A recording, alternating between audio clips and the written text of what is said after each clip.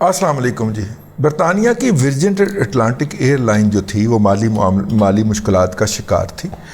اور اس کا اندازہ آپ یوں بھی کر سکتے ہیں کہ اس ایئر لائن کا جو آسٹریلیا کے اندر حصہ تھا وہ انہوں نے کنٹاس ایئر لائن، جو آسٹریلیا کی قومی ایئر لائن ہے، اس کو بیچ دیا تھا، اور کنٹاس نے اس کو ایک لو کاسٹ ایئر لائنز کے اندر کنورٹ کر کے آپریٹ کرنا شروع کر دیا ہوا ہے۔ یہ کوئی 2-3 سال پہلے کی بات ہے۔ تو اس مالی مشکلات میں سے نکلنے کے لیے اس کے جو مالک ہیں انہوں نے اپنے پرانے بڑی دوست جو ان کے ساتھ نائٹ پارٹیز بھی کیا کرتا رہا تھا، اس کو مدد کے لیے پکارا، کیونکہ اس کا ورجن اٹلانٹک کے جو مالک ہیں اس وقت موجودہ، ان کا پرانا بڈی اور پارٹی میٹ جو تھا وہ اس وقت وزیر اعظم پاکستان بن چکا تھا، اور وہ پاکستان میں ریاست مدینہ بنانے کے اندر شب و روز مصروف تھا۔ ریاست مدینہ بنانے کے اندر اس کو رمل علی شاہ صاحب بھی ہاتھ پکڑا رہے تھے،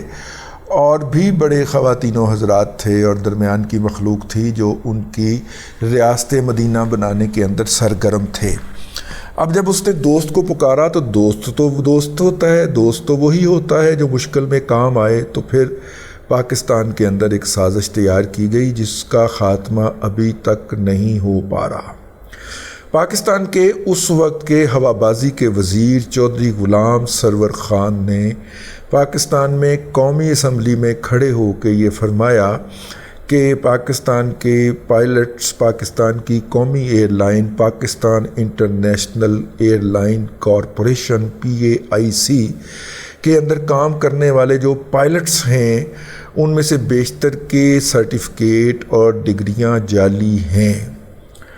اب انہوں نے کسی جھوٹی سچی رپورٹ کا بھی حوالہ دیا۔ اس کے بعد پاکستان میں تو کیا ہونا تھا، یہ بیان انہوں نے کراچی میں ہونے والے ایک ایئر بس 320 جو کہ لینڈنگ کے دوران بلڈنگ سے ٹکرا گئی تھی اور جس کے نتیجے میں تباہ ہو گئی تھی، ایک افراد ہی بچ پائے تھے، ان میں سے ایک فرد ہی بچ پائے تھے جو بینک آف پنجاب کے MD صاحب ہیں، وہی بچ پائے تھے، باقی سارے لوگ اس کے ساتھ جاں بحق ہو گئے تھے۔ تو اس کے بعد انہوں نے اسمبلی کے اندر یہ بیان دیا، جس کے بعد پوری عالمی ایوییشن ایجنسی کے اندر ہاہاکار مچ گئی۔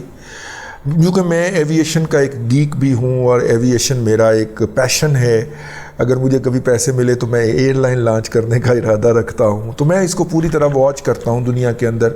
بہت سارے ایسے YouTube چینل میں نے سبسکرائب کر رکھے ہیں جو ڈیلی ایوییشن کی خبریں دیتے ہیں۔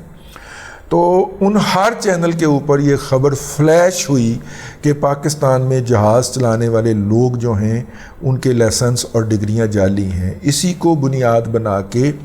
اتحاد ایئر لائن، اس کے بعد وہ کیا ہے ایمریٹس، اس کے علاوہ ایک اور ہے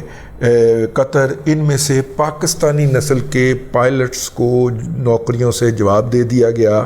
کیونکہ ان کا کہنا تھا کہ جی آپ کے مدر کنٹری نے آپ کے لائسنس اور آپ کی کوالیفیکیشن کے اوپر سوالات اٹھا دیے ہیں۔ ان میں سے بہت سارے لوگوں نے آ کے اپنے آپ کو کلیئر کروایا اور نوکریاں واپس جوائن کر لیں، لیکن کچھ ایسے بھی تھے جن کو ان کے اداروں نے رکھنے سے انکار کر دیا۔ جب وہ 2-3 ماہ کے بعد اپنا سارا کچھ کلیئر کرا کے واپس پہنچے، انہوں نے کہا جی ہم آپ کا انتظار تو نہیں کر سکتے تھے، تو ہم نے آپ کی جگہ پہ اور بندہ رکھ لیا۔ یہ بدبخت شخص جو ہے اس نے اسمبلی کے اندر کھڑے ہو کے جب یہ فرمایا تھا تو ساتھ میں اس نے یہ بھی پخ لگائی تھی کہ یہ سارا کچھ میں وزیر اعظم اور اپنی ٹیم کے لیڈر اور کیپٹن جناب عمران احمد خان نیازی صاحب کے حکم سے کر رہا ہوں۔ یہ جو چودھری غلام سرور صاحب جو ہیں، اگر آپ پنڈی اور اسلام آباد میں جائیں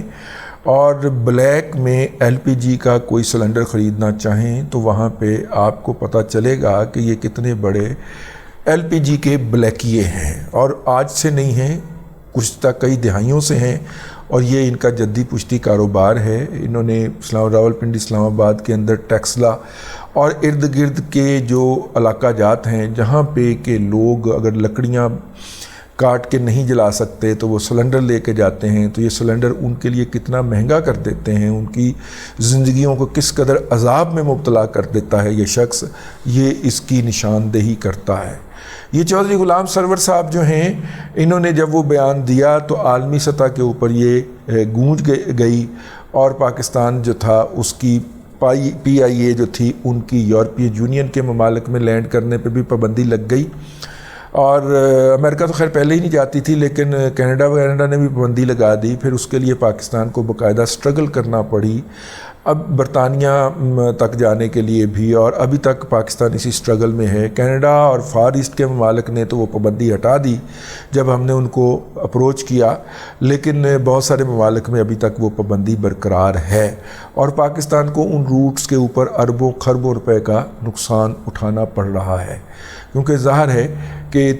ایک محتاط اندازے کے مطابق $30 ارب کی سالانہ پاکستانی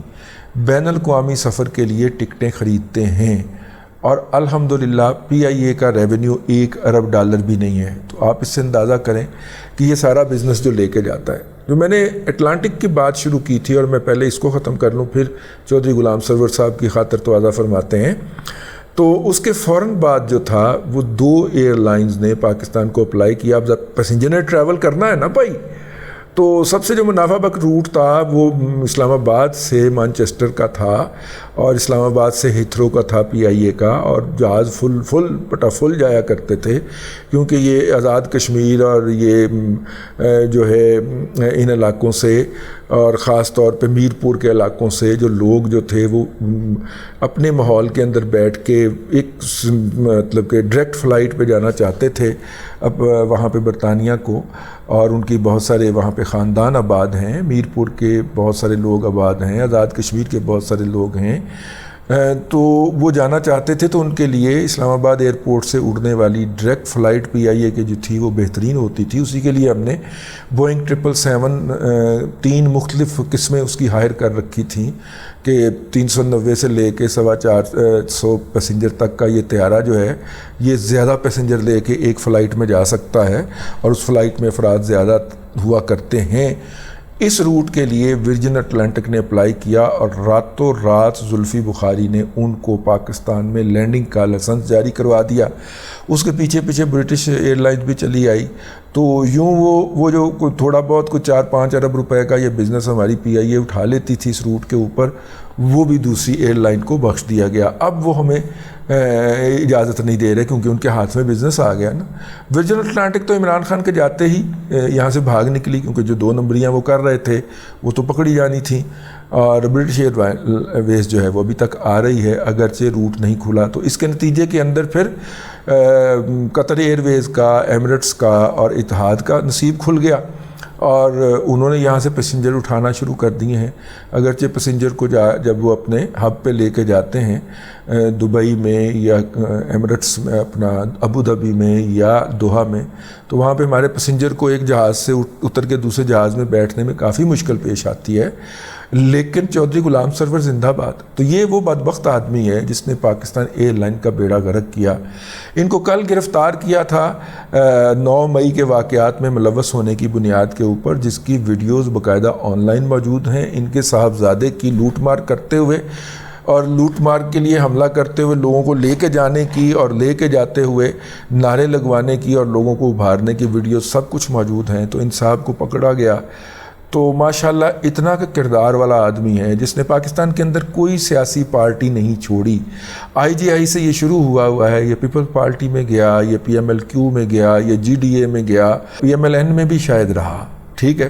اور اس کے بعد کوئی پاکستان کی سیاسی پارٹی نہیں ہے جس سے اس نے ٹکٹ نہ لیا ہو اور اس کے اندر منسٹر نہ بنا ہو، اور پھر لوٹا گیری کرتے ہوئے اگلی پارٹی میں نہ گیا ہو۔ یہ اتنا کا کمپرومائزڈ آدمی ہے۔ اب آپ اندازہ فرمائیں کہ اس نے جب یہ پاکستان کی ایویشن کا بیڑا غرق کیا تھا تو اس نے اسمبلی کے فلور پہ کھڑے ہو کے کہا تھا کہ میں نہیں کر رہا، عمران خان کا حکم ہے یہ کرنے کا اور میں وہ کر رہا ہوں، ٹھیک ہے۔